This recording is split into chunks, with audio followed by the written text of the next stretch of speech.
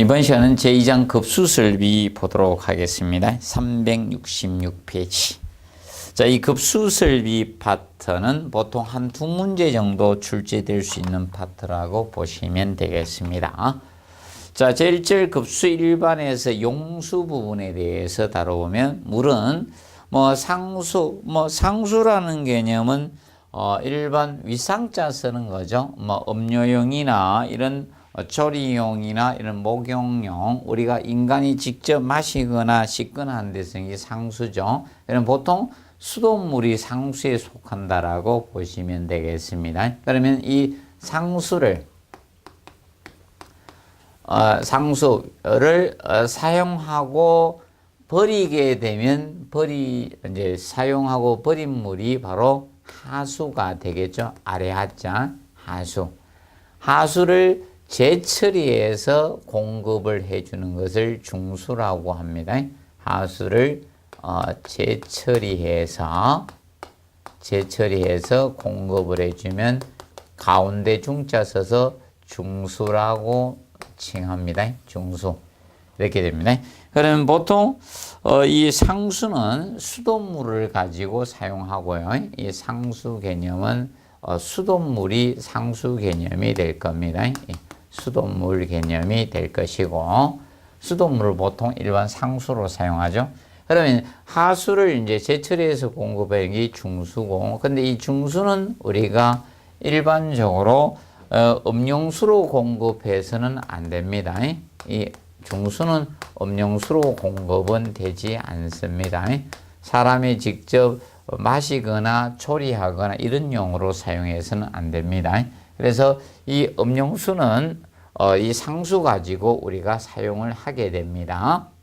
그리고 중수는 음용수로 공급해서는 안 되고 다른 용도는 자병수 개념으로 공급할 수가 있습니다. 그래서 청소용이라든지 또는 이런 대변기, 세정용이라든지 살수용이라든지 공조용 이런 등의 자병수 개념으로 사용을 할 수가 있습니다. 그래서 이제 자병수는 그래서 일반 사람이 직접 쓰는 이외에 다른 용도, 잡다한 용도 쓰는 것을 보통 이런 것을 자병수라고 칭하죠. 자병수라고 합니다. 그래서 이제 자병수는 보통 중수를 보통 이용하거나 아니면 지하수를 자체 개발해서 이용하는 경우가 있다라고 보시면 되겠습니다. 그리고 밑에 표를 보시면 음용수와 자병수의 사용 비율 개념. 음용수와 자병수의 사용 비율은 보통 우리가 거기 얼마나 장시간 거주하느냐에 따라서 틀려집니다. 사람이 거기에 장시간 거주하는 시들은 보통 음용수 비율이 제일 떨어져요. 자병수 비율이 많아집니다.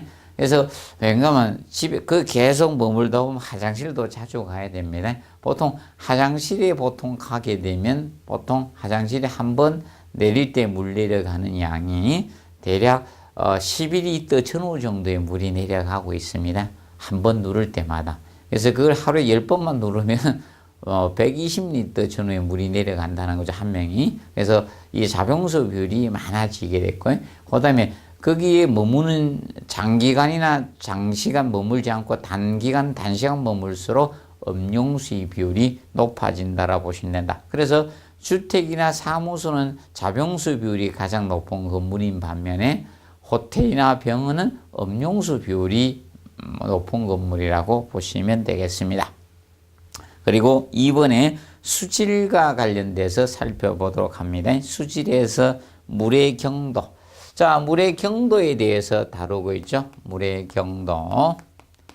물의 경도라는 것은 지금 현재 당과 같이 기준을 잡아주시면 되겠습니다.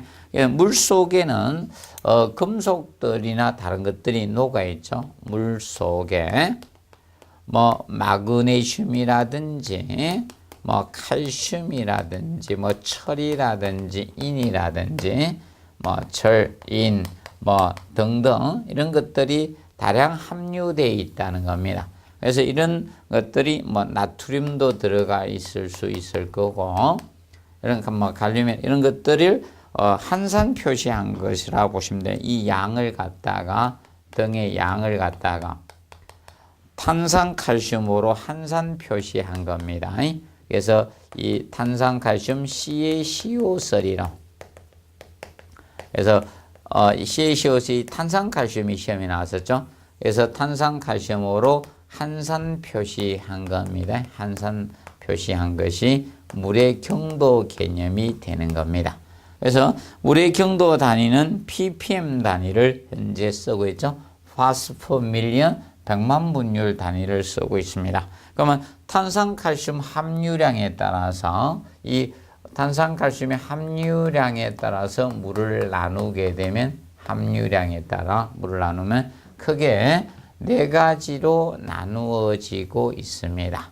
그래서 이 극연수가 있고요. 극연수 그리고 연수 그리고 적수 경수 이 네 가지로 나누고 있습니다. 그러면 보통 아래로 올수록 경도가 많이 함유량이 많은 거죠. 그래서 아래로 올수록 경도가 높습니다. 경도가 함유량이 많은 물이라고 보시면 된다. 그래서 우리가 일반적으로 배웠던 학교 다닐 시절에 단물, 센물이라고 배웠던 경수하고 연수에 대해서 여러분들이 정확히 학습을 해 두시면 되겠습니다. 연수는 일반적으로 단물 개념이죠. 비누 용해가 잘 됐으면 세탁이 잘 되는 물이었고, 경수는 비누 용해가 되지 않는 물이었죠. 거품이 나지 않는 게 경수 개념입니다. 그래서 보통 지하수나 이런 거는 여기에 해당이 된다 보면 되죠. 지하수나 오물물들은 이 경수라고 보시면 되고요. 보통 수돗물, 물을 끓이게 되거나 이러면 단수, 연수, 단물이라고 보시면 되겠습니다. 그래서 비누 용해가 잘 되기 때문에 세탁이나 보일러 용수로는 세탁 및 보일러 용수로서는 이 연수를 쓰게 됩니다. 보일러 용수는 이 연수가 적당하다. 그래서 이 세제를 많이 쓰는 분들이 세탁기 세제를 많이 쓰는 분들이 특히 이겁니다. 찬물로 많이 하시죠. 그래서 그 경우에 이제 이 세제를 많이 넣는데 세제가 사실 독합니다. 그래서 이 세제는 최대한 적게 사용하는 게 좋습니다. 그다음에 이 뜨거운 물을 이용해서 이 연수를 이용해서 비누용에 잘 식인 다음에 빨래를 했을 때 그래서 제일 처음에 세탁기 돌릴 때는 뜨거운 물을 사용하는 겁니다. 온수하고. 그래서 비누용에 때를 잘 빠지는 겁니다. 그래서 많이 넣어도 때가 잘 안 빠진 이유가 여러분들이 뜨거운 물을 전혀 온수를 사용하지 않고 빨래 세탁기를 돌리기 때문에 때가 잘 안 빠지는 거죠. 그래서 세탁 및 보일러 용수 쓰는 게 연수라는 측면 기억하시고, 그래서 이 연수가 보통 90ppm 이하의 물을 우리가 연수라고 칭하죠. 그리고 이 경수는 지하수 오물과 같이 물 속에 다량의 다른 것들이 함유된 물입니다. 그래서 이것은 보통 이 물때를 형성입니다. 보일러에 이런 데 직접 사용하면. 그래서 이 경수는 보통 급수 처리를 해서 경수를 연수로 만들어줘서 사용한 것이 적합도가 있습니다. 그런데 이 경수를 그냥 보일러에 사용했을 때, 그래서 387페이지 67페이지 보시면 보일러에 경수 사용할 때 현상에서 참고사항이 나죠. 이거는 관리 실무에는 시험에 기출이 되었었습니다. 우리 시험에는 아직 기출이 되지 않았습니다. 그러면 보일러에 이 경수를 사용하게 되면 보통 급수 처리를 해야 되는데 급수 처리를 하지 않고 보일러에 경수를 사용하겠습니다. 경수를 사용하게 되면 아래와 같은 현상이 생긴다는 거죠. 그러면 스케일이 먼저 생긴다. 스케일. 물때가 발생한다는 겁니다. 스케일은 하얀 물때를 스케일을 합니다. 그래서 스케일 발생이 생겨요.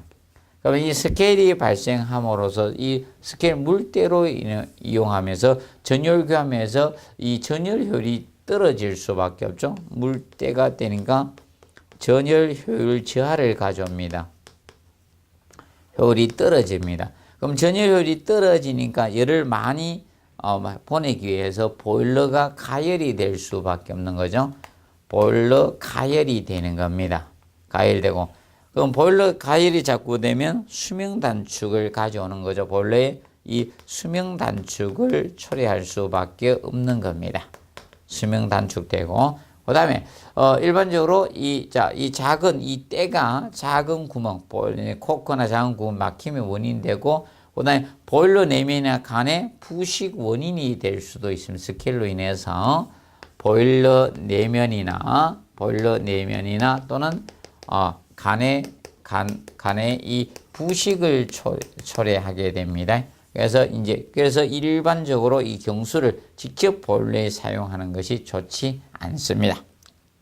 그리고 두 번째, 먹는 물의 수질 기준 개념이 나옵니다. 이건 법령 기준이죠. 먹는 물의 수질 기준 개념. 이것은 우리 시험에는 pH 수소 이온 농도 7번 가지고 한번 출제가 되었었습니다. 수소 이온 농도. 이거는 그러면 우리가 알아두실 거는 거기에서 경도는 알아두시고요. 1번의 경도. 경도는 물의 조건에 따라서는 약간 달라지게 됩니다. 어떤 전혀 조건이 없으면 1000입니다. 그래서 근데 여기에서는 ppm 단위보다 미리그램 퍼 리터를 쓰죠. 자, 100만 분율 단위가 미리그램 퍼 리터가 ppm 단위하고 동일합니다. 그래서 1리터당 몇 밀리리터 포함되는 이거하고 ppm 단위하고는 동일합니다. 그래서 경도가 기본 1000이고요. 근데 수돗물 꼭 체크하십시오. 수돗물은 300이라고 적혀 있을 겁니다. 300. 그래서 일반적인 경도는 1000이 되고요. 수돗물의 경우는 300이 됩니다. 그리고 먹는 해양 심층수나 염지하수는 1200 개념이 되죠. 그래서 경도 1000하고 수돗물 300 개념은 정리를 해 두십시오. 그리고 이번에 가망간성 칼륨은 10인데 가망간성 칼륨이 나오는 이유는 저겁니다. 나중에 우리가 오염을 측정할 때 COD 측정할 경우 있습니다. 자, 이 공장 이 폐수와 같이 무기물질을 함유하고 있으면 이 미생물에 의해서 분해가 안 돼요. 그때 화학적으로 안정화되는데 그때 산소가 얼마나 필요하냐 요구라고 하는 것이 COD거든. COD 측정할 때 바로 이 가망간산 칼륨을 투입을 하게 됩니다. 그래서 요 규정이 있습니다. 그리고 거기 보시면 5번의 색도 개념 알아두시고 5번의 색도는 5도가 됩니다. 색도 개념은 5도고 그 다음에 6번의 세제는 0.5입니다. 자, 세제가 굉장히 독하다는 거야. 세제가 굉장히 독하다는 겁니다. 0.5라는 것은. 그래서 봐두시고, 그 다음에 이제 7번에 수소 이온 농도 개념이 나오죠. 수소 이온 농도. 수소 이온 농도 pH pH는 어버이날 5.8에서 8.5로 하시면 되겠습니다. 그래서 기억해 두시고, 그 다음에 9번에 염소이온 개념은 250이 됩니다. 250. 그래서 정발 잔유물 500 개념하고 혼돈하지 않도록 하십시오. 그래서 10번에 보면 정발 잔유물이 나올 겁니다. 정발 잔유물이라는 것은 물을 완전 끓이고 나면 남는 찌꺼기를 정발 잔유물이라고 하죠. 이것은 500 개념이 됩니다. 500. 그래서 알아두시고, 그 다음에 13번에 보시면 탁도 개념이 나옵니다. 탁도. 물의 흐린 정도를 탁도라고 하죠. 탁도는 1NTU 단위를 쓰고 있습니다. 탁도는 1NTU. 그래서 NTU는 비탁계로 물의 흐린 정도를 측정하는 단위가 NTU 단위입니다. 그런데 수돗물은 0.5 NTU 개념이 됩니다. 수돗물은 0.5 NTU가 된다는 점 알아두시고요. 그 다음에 거기에 방사능 관한 기준은 염지하수의 경우만 적용돼요. 염지하수라는 것은 자, 해안가나 도서지방 같은 경우는 지하수를 뽑아 쓰게 되면 외부에서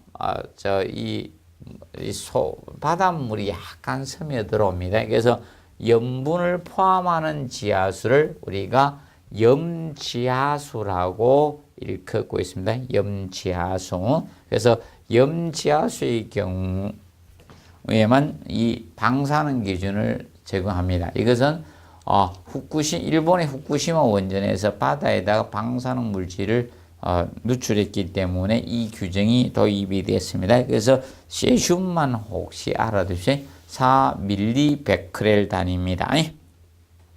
그리고 정수법이 나오겠습니다. 정수법은 5회 때 한번 출제가 되었었습니다. 종류 부분 가지고 나왔고요. 그래서 먼저 이 정수법이란 것은 물을 사용 목적에 따라 알맞게 만드는 법이 정수법인데, 정수법에서 제일 먼저 침전법. 자, 물보다 묵은 것은 깔아앉히겠다는 거죠. 그것이 침전법 개념이 되는 거죠. 침전법. 그러면 침전법은 두 가지가 있습니다. 중력 침전법하고 약품 침전법 두 가지가 나눠지고 있죠.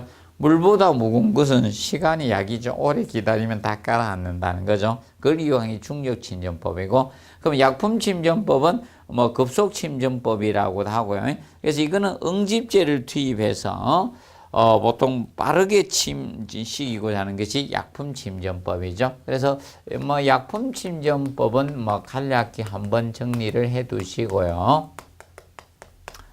약품 침전법은 이런 장마나 홍수 시에 하는 겁니다.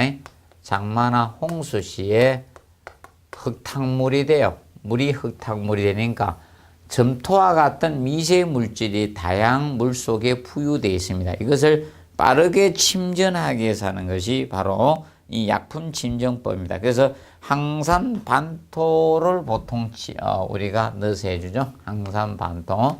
화학기로 항산 알루미늄이죠. 항산 반토가 항산 알루미늄에 해당이 됩니다. 알루미늄. 이것을 응집제로 투입해서 빠르게 급속 침전법이 약품 침전법이 해당이 됩니다. 그리고 여가는 거르는 겁니다. 사청, 모래청 두께를 얼마나 두껍게 했느냐, 얇게 했느냐에 따라서 완성여가, 급성여가로 나누어지고 있는 겁니다. 그래서 그러면 모래층이 두꺼우면 흘러가는 속도가 느릴 거 아닙니까? 그리고 모래층 두께 얇아지면 빠르게 투가 됩니다. 그리고 세 번째, 폭기법 개념이 나오고 있다. 폭기법. 원래 폭기라는 것은 물을 공기 중에 뿜어주는 걸 폭기라고 하죠. 폭기법인데, 자, 폭기법을 쓰는 것은 이제 근데 물에 용해된 철들은 여가에서 그럴 수가 없습니다. 그래서 이 철을 불용해성 철로 만들어야지만 여가에서 이 철 성분을 그럴 수가 있습니다. 그래서 이 폭기법을 쓰게 되는데, 폭기법의 사용 목적은 사실 물 속에 이런 철성분 제거라든지 철성분을 제거하거나 물 속에 포함되어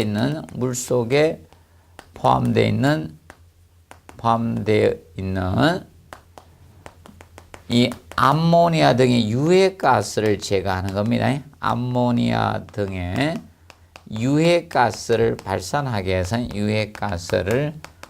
발산하기 위해서 이 폭기를 우리가 하게 됩니다. 폭기. 그래서 간략히 알아두시고, 그리고 네 번째 멸균법이 나오죠. 이 미생물 균을 갖다가 말살시게 되죠. 그래서 멸균법을 쓰는데, 상수도 사업본부에서 쓰는 게 바로 염소입니다. CL2를 갖다가 투입해서 대량으로 우리가 멸균할 때는 이 염소를 씁니다. 염소 소독을 합니다.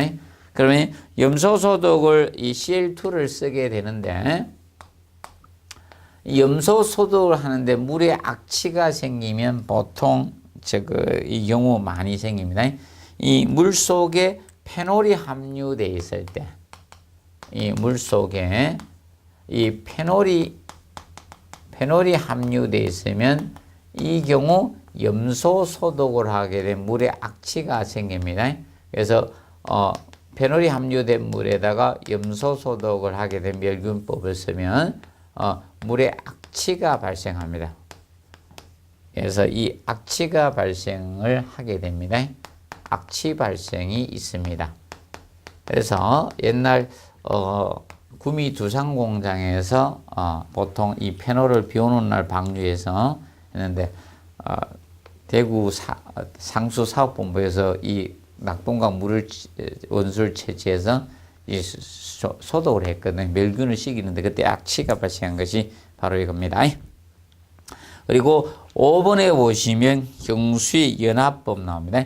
자, 경수의 연화법은 경수를 연수로 만드는 것이 경수의 연화법입니다. 뭐 종류는 굉장히 많아요. 대표적으로 쉽게 우리가 연수를 만드는 방법이 바로 물을 끓여주는 거예요.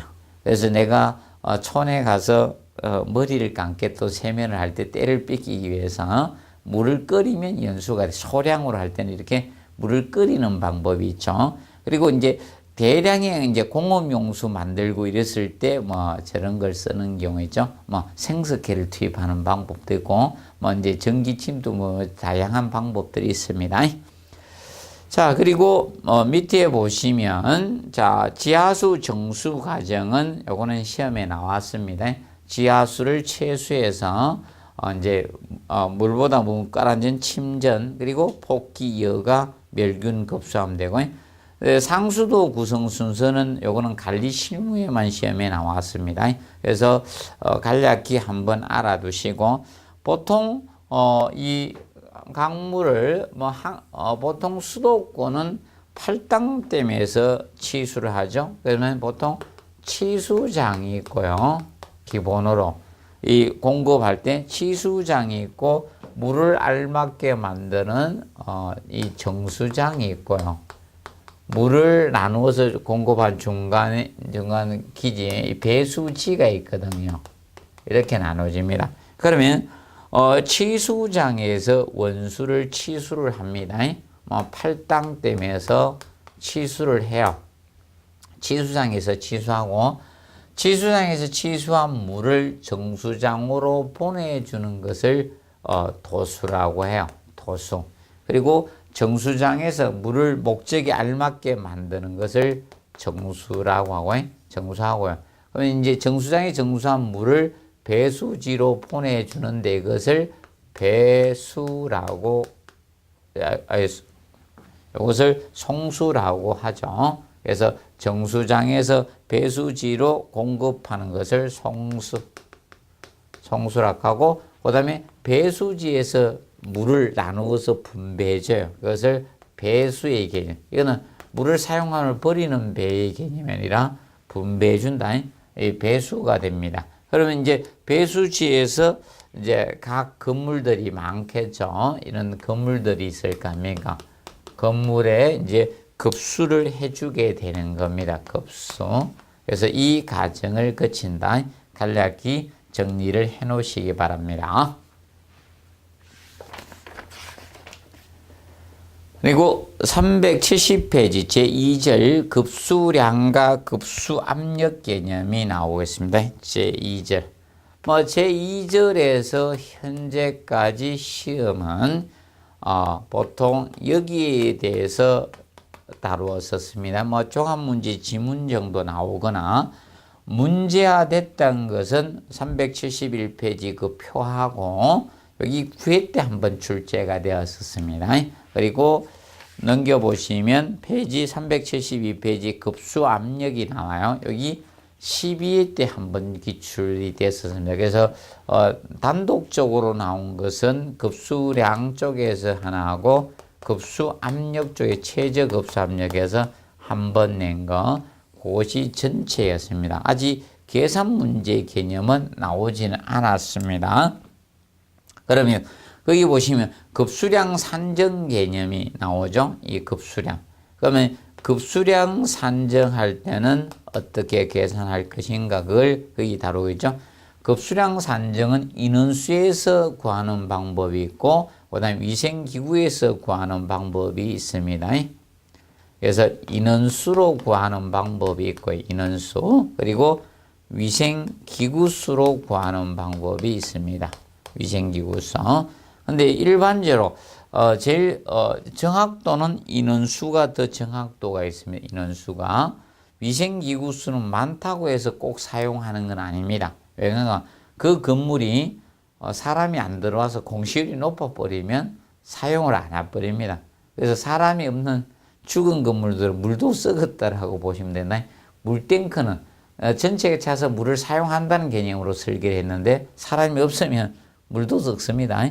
그래서 위생기구수에서 구하는 방법과 인원수에서 구하는 방법이 있다. 그래서 인원수에서 급수량 계산하는 방법이 나오죠. 그래서 인원수에서 급수량 계산하는 방법은 뭐 여러 가지가 있는데 그 중에서 그래서 먼저 일일 급수량사 인원수에서 구할 때 일일 급수량은 뭐 어떻게 주어지든 연면적 유효 면적이 주어지든 1인 1일 급탕량이 주어지든 일일 급수량이 이렇게 주어진 사람 수가 주어지든 이러면요. 그냥 일일 급수량은 부하량이니까 물을 쓰는 양, 급수량, 물을 사용하는 양이 이것은 부하량이에요. 그렇기 때문에 부하는 사실 곱해서 산정하면 됩니다. 식 안 외우셔도 됩니다. 그래서 이거 곱해서 구하면 됩니다. 곱해서 산정하면 됩니다. 다 곱합니다. 그럼 곱해서 산정하면 되는데 주의할 사항이 이겁니다. 주의사항이 퍼센트는 백분율입니다. 퍼센트는 예를 들어서 뭐 70%였다. 그러면 0.7을 대입해야 되는 거예요. 퍼센트는. 그리고 시간은 여기 들어가지 않습니다. 시간은 관계없어요. 일일 급수량에 시간은 관계가 없습니다. 시간은 제발 곱하지 않습니다. 그것만 주의해서 일일 급수량을 구하시면 됩니다. 일일 급수량 구하고 그러면 일일 급수량을 구했잖아요. 그럼 일일 급수량을 구하고 나서 시간 평균 예상 급수량을 구합니다. 시간 평균 예상 급수량을 구하는데 시간 평균 예상 급수량은 일일 급수량을 구했잖아요. 일일 급수량을 구해서 건물의 사용 시간으로 일일 건물의 사용 시간으로 나누어 주는 거예요. 사용 시간은 바로 이 시간 평균 예상 급수량을 산정하기 위해서 바로 이 주어지는 겁니다. 그래서 곱해서 산정을 한 그 양에다가 시간 나누면 시간 평균 예상 급수량이 됩니다. 이것이 시간 평균 예상 급 고가수조 방식의 고가수조 용량 결정에 사용됩니다. 고가수조 용량. 요거에 많이 이용됩니다. 그리고 시간 최대, 자, 우리가 시간 평균 예상, 시간 최대 예상 급수량. 시간 최대 예상 급수량은 최대의 개념이 되죠. 그래서 시간 평균 예상 급수량에다가 곱해 주시면 돼요. 그래서 이걸 구했죠. 시간 평균 예상 급수량에다가 평균 예상 급수량에다가 곱하기 1.5배에서 2를 하는데 보통 2배를 합니다. 예, 보통 2배를 합니다. 그래서 이거는 이 양수 고가수조 방식에서 양수 펌프의 양수량 결정할 때 씁니다. 고가수조 방식에서 이제 바로 양수 펌프의 양수량 결정할 때 양수 펌프의 양수량 결정할 때 씁니다. 양수량 구할 때 시간 최대를 쓰게 됩니다. 왜냐하면 시간 최대 예상 급수량을 구하는 이유가 피코로드가 걸렸을 때는 펌프가 그만큼 뽑아 올려줘야 된다는 겁니다. 펌프에다, 고가수조에다. 그래서 양수 펌프 양수량 결정할 때 이것을 쓰게 됩니다. 그리고 순간이라는 것은 바로 이거는 시간이었죠.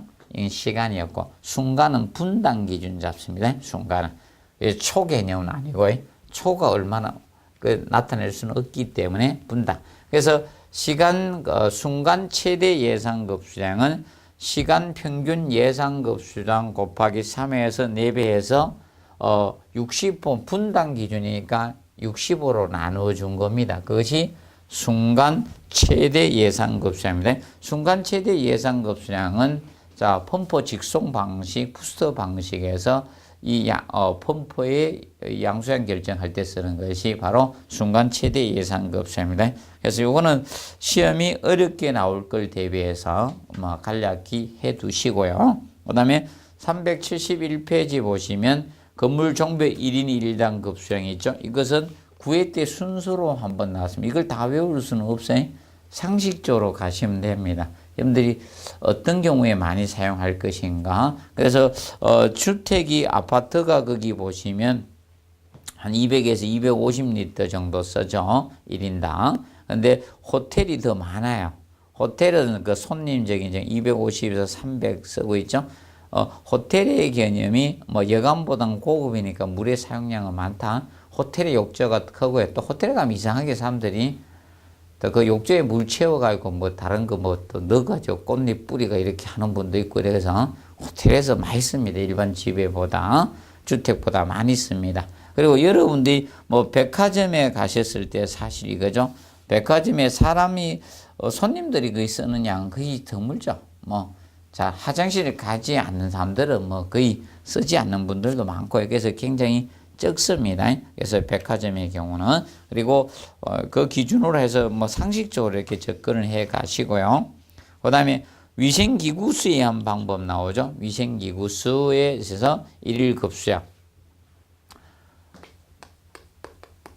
위생기구수에서 위생기구에서 기구수로 이제 일일 급수량을 구하는 방법은 일일 급수량을 구하는 것은 일일 급수량 구하는 방법은 기구당 사용 수량에다가 기구당 사용 수량. 자, 예를 들어서 세면기당 사용 수량하고 대변기의 사용 수량은 차이겠죠? 그러면 기구당 사용 수량에다가 곱하기 그 기구 수에다가 동시 사용률을 동시에 사용될 확률이 동시 사용률입니다. 이것을 곱해서 계산하시면 돼요. 다 곱하면 돼요. 부하량이니까. 부하량은요, 잘 모르면 급수량, 급당량 이런 거 모르시는 그냥 곱하면 돼요. 전기도요, 부하량 구하라. 곱하면 됩니다, 곱하면. 옆면적 곱하기 부하밀도 곱해서 계산하면 돼. 그래서 부하량은 쉽습니다. 식이 생각 안 나실 때 그냥 막 곱하면 됩니다, 부하량은.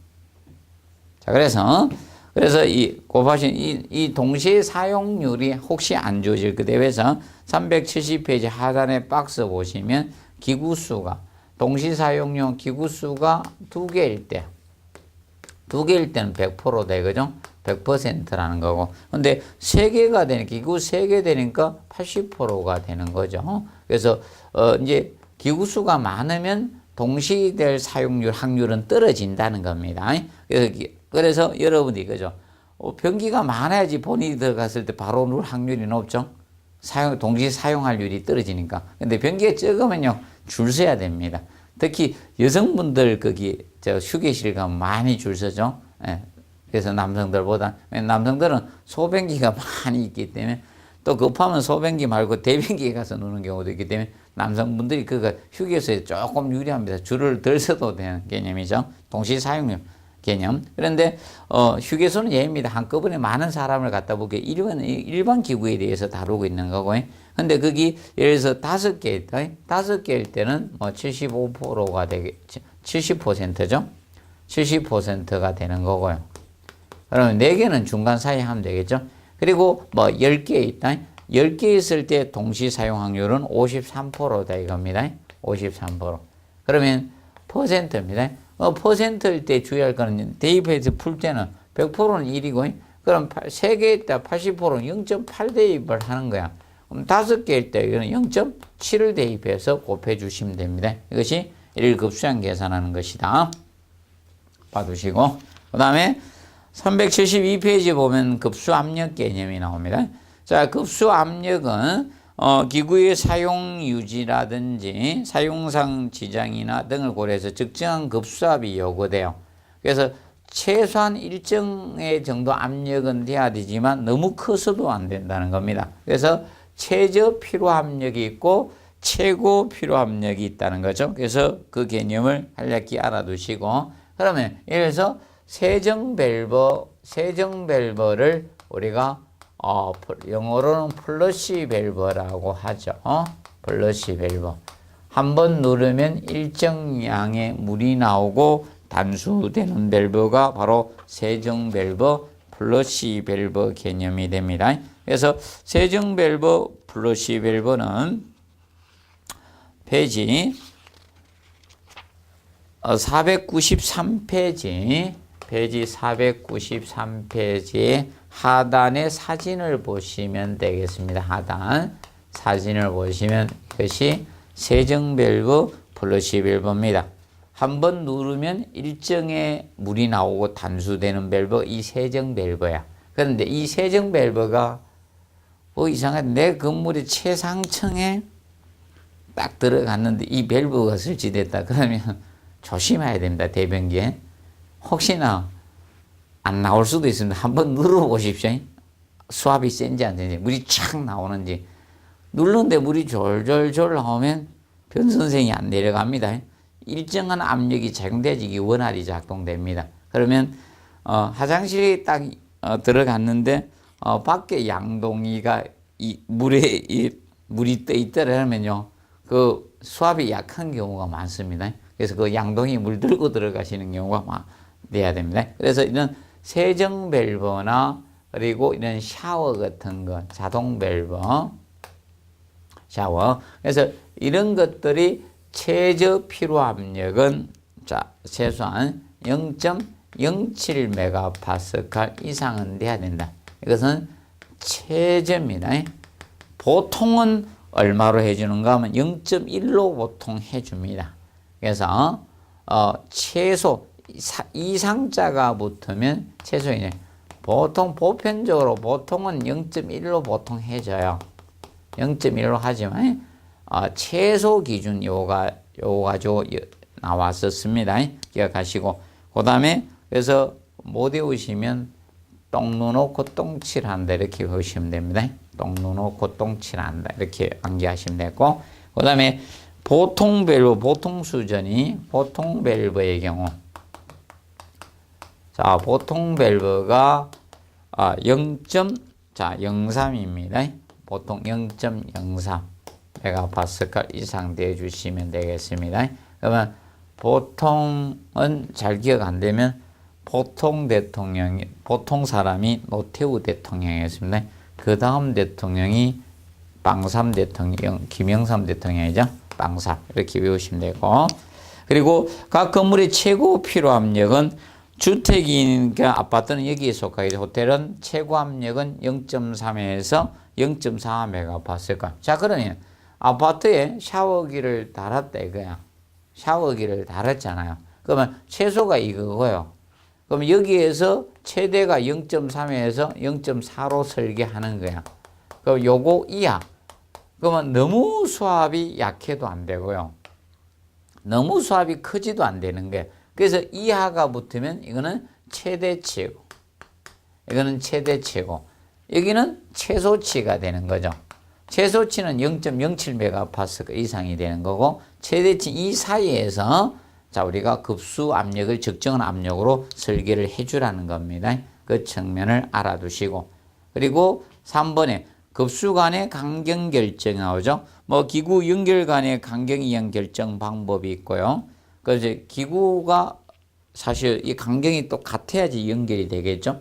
그러면 자 급수관은 크고 기구 연결 작으면 안 맞잖아요. 그래서 기구 연결 간의 강경이에 결정할 거거든요. 강균등표에 의해서 결정을 할 수도 있습니다. 그리고 마찰 저항손대 이한 방법들이 있을 수 있다는 것만 기억하시고, 근데 실제적으로 뭐 설비기사 이런 걸 쓰면 실제 강균등표나 마찰 저항선도 이런 걸 활용을 해서 실제적으로 하게 됩니다. 근데 여러분들은 이거에서 강경이 결정이 될 수도 있다는 것만 알아두시고요. 그 다음에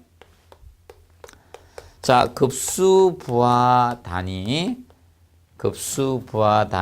기준이 되는 것이 세명기가 됩니다. 급수 부하 단위 기준도 이 세명기가 급수 부하 단위 기준이 된다는 점 정리를 해 놓으시기 바랍니다. 그래서 이번 시간에는 자 그래서 1절하고 2절에 대해서 우리가 수업을 했습니다. 다음 시간에 이 급수에서의 건물에 급수하는 방식적인 측면에 대해서 다뤄보도록 하겠습니다. 이번 시간은 여기서 마무리하도록 하겠습니다. 수고하셨습니다.